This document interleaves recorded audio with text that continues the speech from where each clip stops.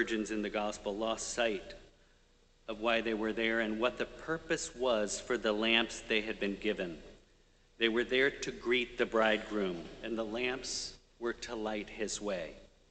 The oil was the fuel the lamps burned, like the oil in our lamps here. But they were too foolish to remember to keep them full of oil. Nowadays, it would be like not charging the battery on your cell phone, the flashlight. When you're called upon to light the way, you can't deliver the light because you haven't charged your battery. You don't have enough oil, if you will.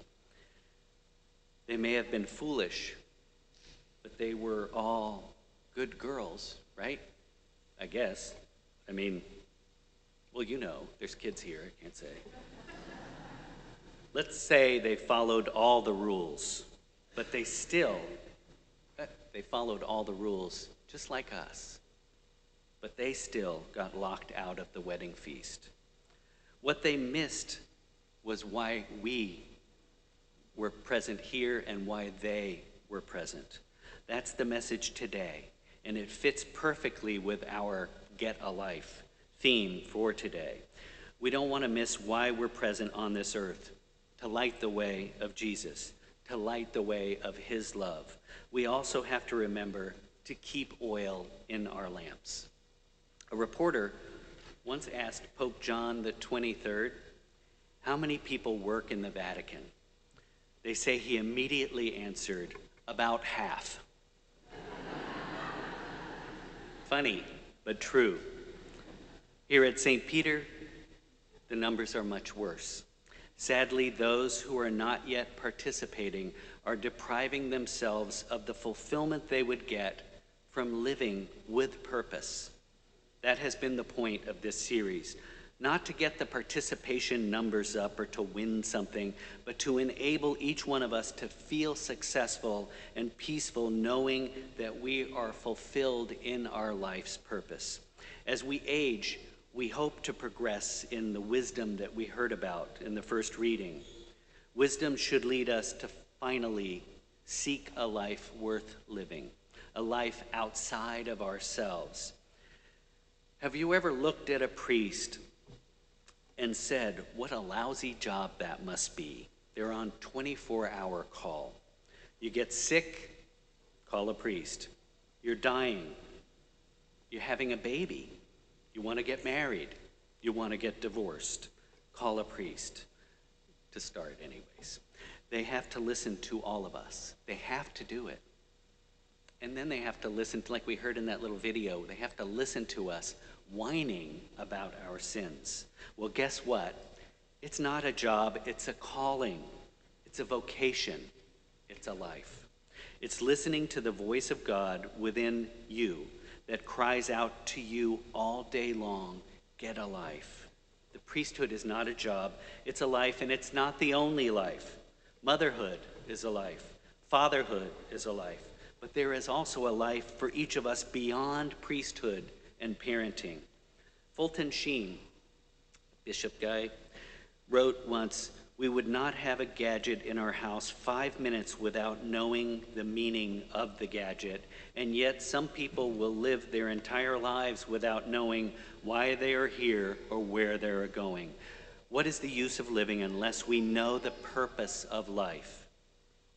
Can you imagine living 30 years like our parish, or your whole life never knowing your purpose, unaware and without hope, like St. Paul wrote in the second reading today?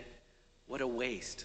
What a waste of a life, and what a pity if we're missing out on the life that God has in store for us. So why is it that many of us do live our whole lives without ever having had a life? Well, we have careers that suck up all our time. We own way too much stuff to distract us. We have this awesome technology that's supposed to simplify our lives, but it does not. It doesn't matter why we are distracted, just that we are so distracted that we miss the point of life. We don't have a phrase for it. The French call it, if you're French, I'm sorry, because I'm about to say something in French. The French call it our raison d'etre, our reason for being. I guess we do have a phrase for it. Our reason for being is to love and be loved, and to go from here to there. We are designed to be like the saints. And you channel your best Bruce Springsteen and say, well, I'm no angel, Steve. And you're right, you're not an angel. Angels are different from us. By the way, little advertisement, our series for Advent will be all about angels, so it should be interesting. We aren't angels, but each one of us can be a saint. It's been 4 weeks of me up here preaching and not one story about Ireland. Many years ago, we took my mother and our 4 children to Ireland on a trip to see the town where my deceased father is from. In real life, not in this made-up story we told, in real life, he died when I was 25. My mother was 50 at the time, but she was like 70 when we went to Ireland. We're walking down the street in this little beautiful medieval village of Ennis. Beautiful town, and since that part of Ireland is Catholic, there's a Catholic church every 2 blocks. My mom can't pass a church without going in to pray for someone. So as we approached this one last church before the bed and breakfast, and I'm thinking put emphasis on the bed from that bed and breakfast, because I just wanted to lie down.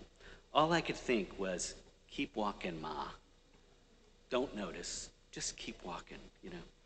She must have sensed that there was a church nearby because her head popped up, and she looked around, and there it was, Saint some Irish guy.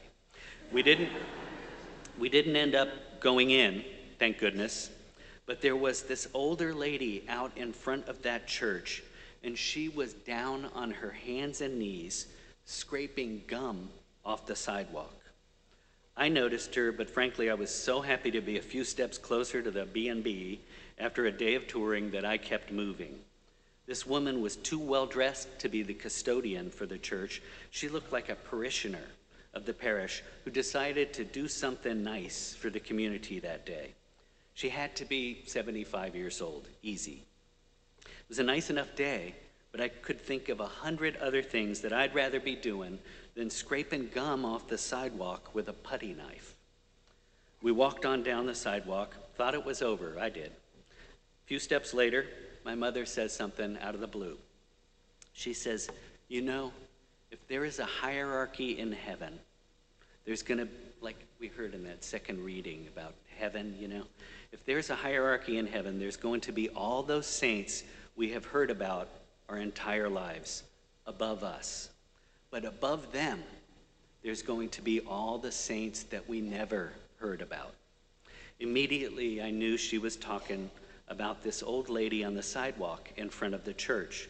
She was someone who had clearly emptied herself and was serving others in the simplest way. Instead of glaring at some teenager chewing gum on their way into church, she was cleaning up their mess as their servant. And by the way, when we got to the bed and breakfast, I'm pretty sure my mom doubled back and went to meet her newfound friend. The 2 of them probably knocked out 300 yards of sidewalk gum, you know, while simultaneously praying for their loved ones. As for me, I had a good nap. I have remembered that experience many times since then. The saints we never hear about. I've been a deacon for more than 18 years, and all of those years have been here at St. Peter. I've seen quite a few saints you've never heard of in action here at St. Peter. The simple truth is that none of them would consider themselves to be saints. They pray for you and I every day, never ask for anything in return.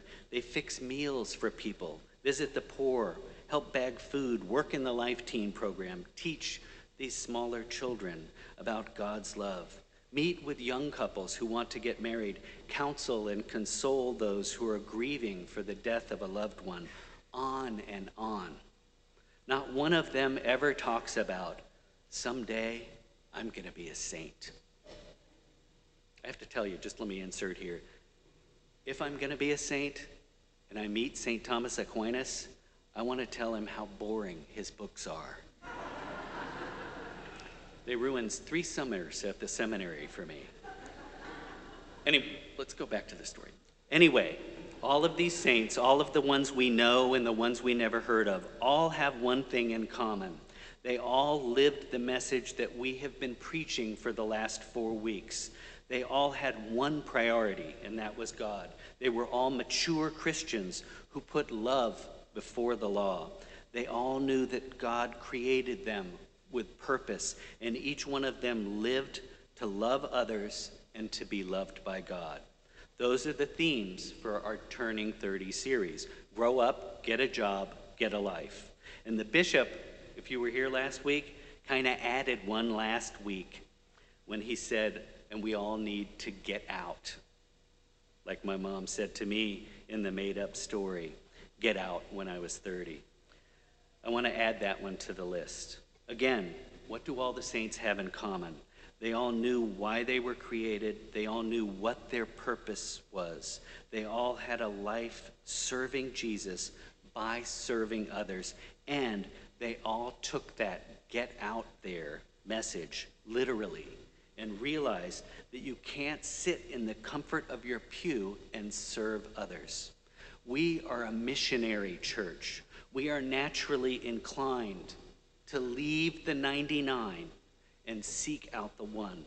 If this series has been challenging for you, please consider that you might be part of the 99. And as disciples of Christ, we never stop or stagnate unless we are refilling our lamps with oil. That oil is your service to others, and it lights the way for Jesus. Mother Teresa said, "A life not lived for others is not a life." I have one thing to ask of you today, but I'm only speaking to one person. I'd like to have a Saints You've Never Heard of ministry here at St. Peter. Small group of people who do the little things like pick up trash in the parking lot or sweep underneath the awnings or someday, maybe even scrape gum off the sidewalk together if we feel really holy. This job is for you if you've never signed up for a ministry here at St. Peter. If you feel like you maybe aren't ready to teach kids about our faith, or maybe you don't come to church every week, leave your name after Mass at the welcome kiosk, and we'll call you. Interestingly, someone signed up to lead it at the last Mass, so you don't even have to worry about leading it, okay? By serving Jesus, we are fulfilled. If you'd like to serve and you don't realize yet how awesome you are, we can start with this ministry and move on from there. The pay, disappointing, but the benefits are great. We just need one unique person to join this ministry. You?